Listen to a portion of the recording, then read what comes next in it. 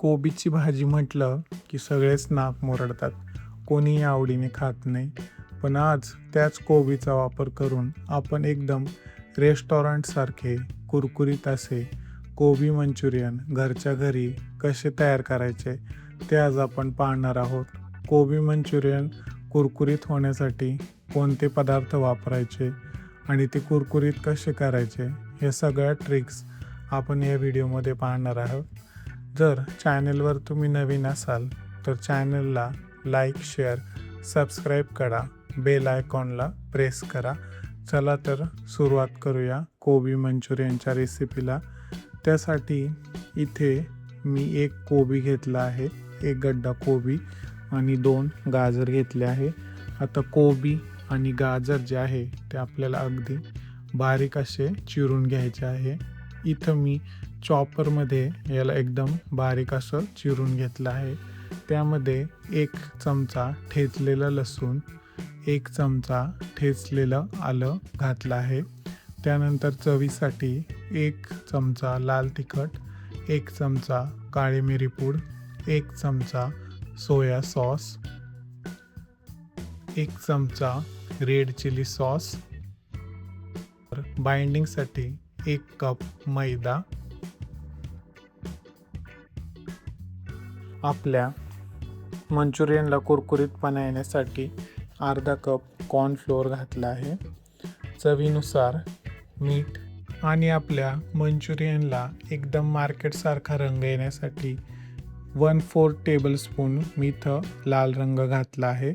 आणि ही सगळ्या गोष्टी आता आपल्याला व्यवस्थित मिक्स करून घ्यायच्या आहे, जेणेकरून छान असे मसाले पिठाला लागतील. आणि हाताने हलकासा दाब देत आपल्याला ते मळून घ्यायचं आहे. कोबीचं पाणी सुटल्यामुळं मिश्रण काहीसं घट्टसर व्हायला सुरुवात होते, पण जर ते जास्तच घट्ट वाटत असेल तर अगदी 2 चमचे पाणी तुम्ही वापरू शकता. इथं मिश्रण घट्ट होतं म्हणून 2 चमचे पाणी वापरलं आहे आणि ते आता छान असं मळून घ्यायचं आहे. जास्त पातळही नाही आणि जास्त घट्टही नाही, मध्यम आकाराचं पीठ इथं आपलं तयार झालं आहे. आता ह्या पिठापासून आपल्याला हाताने वळून छोटे छोटे गोळे तयार करायचे आहे. तुम्ही भज्यासारखं सुद्धा हे पीठ तुमच्या आवडीनुसार तळू शकता, पण मी इथं छोटे छोटे गोळे तयार केलेले आहे. अशाच पद्धतीने सगळे गोळे आपल्याला तयार करून घ्यायचे आहे. आणि हे गोळे जे आहे ते आपल्याला मीडियम गरम तेलात तळून घ्यायचे आहे. मी बाजूला गरम तेल व्हायला ठेवलं होतं.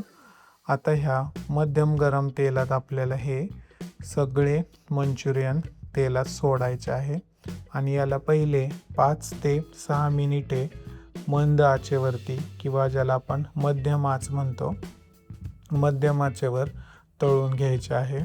जर सुरुवातीलाच तुम्ही हाय फ्लेम केली तर हे मंचुरियन सुट्टे होऊन तेलात विरघळू शकतात. 5 ते 6 मिनिटं झाली आहे आणि आता गॅसची फ्लेम वाढवायची आहे आणि हाय फ्लेमवरती याला तळायचं आहे.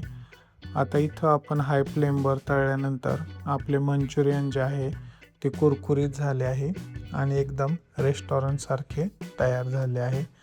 हे कुरकुरीत मंचुरियन हे तुम्ही असेच खाल्ले तरी चालू शकतात किंवा एखाद्या सॉसमध्ये परतून खाल्ले तरी पण चालू शकतात, पण हे असेही भज्यांसारखे खूप छान लागतात.